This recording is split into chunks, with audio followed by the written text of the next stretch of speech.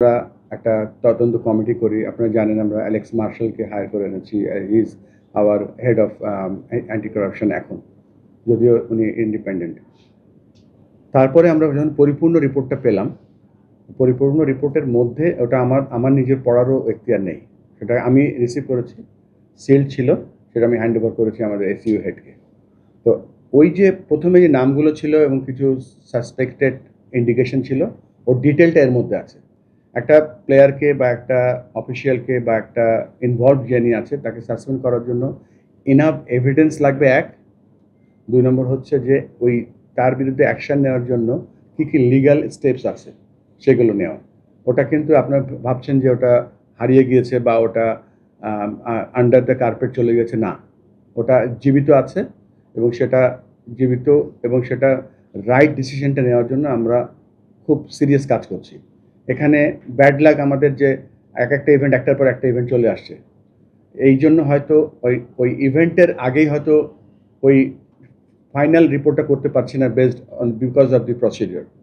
তা এইখান থেকে আমরা অ্যাকচুয়ালি নড়িনি যে আমরা কোনো একটা রিপোর্ট গায়েব করে দিচ্ছি, এরকম কিছু নাই। আমরা সমস্ত রিপোর্টের পুরোপুরি ওটার আউটকাম এবং শাস্তি বা মওকুফ যা আছে ওর মধ্যে তারা নেবে, আমরা তাদেরকে ওইটার ফুল সাপোর্ট করছি।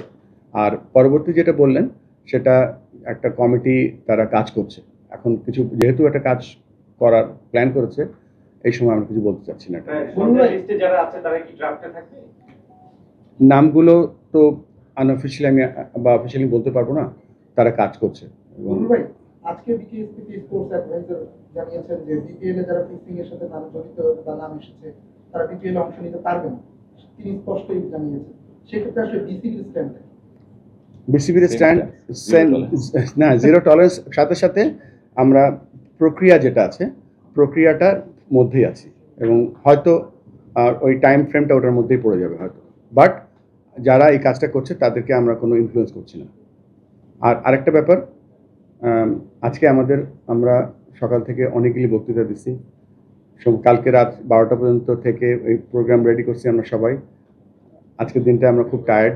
আপনাদেরকে কালকে ক্লোজিংয়ে 2টা দাওয়াত, একটা হচ্ছে আমাদের এই প্রোগ্রামটা শেষ হচ্ছে বাংলাদেশ ক্রিকেট কনফারেন্স, আর আপনাদের জন্য সুখবর বলবো না, আমরা সবাই মিলে কালকে আমাদের 25 বছরের টেস্ট ক্রিকেটের খেলার দিন, এবং ওই খেলার দিন আমাদের টস হয়েছিল, হাবিবুল বাসার 50 করেছিল।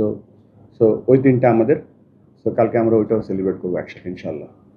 আর বাংলাদেশ ক্রিকেটকে বাঁচিয়ে রাখা, এগিয়ে নিয়ে যাওয়ার আপনাদেরকে আমরা খুব ভাবি যে তৃতীয় আইও ভাবি না। দেখেন লিগের খেলাও কিন্তু কিছু দেওয়া হয় না, কোনো ট্রান্সপোর্ট দেওয়া হয় না, আপনারা কিন্তু বসে বসে বাদাম খান, খেলা রিপোর্ট করেন। মানে এটা কিন্তু আজকের থেকে না, এটা আমি দেখে আসছি গত 40 বছর ধরে। সো আপনাদের অবদানটা তো ফেলে দিতে পারি না। So thank you very much for all your support. আপনারা আমাদের সাথে থাকবেন, will not let you down. Thank you.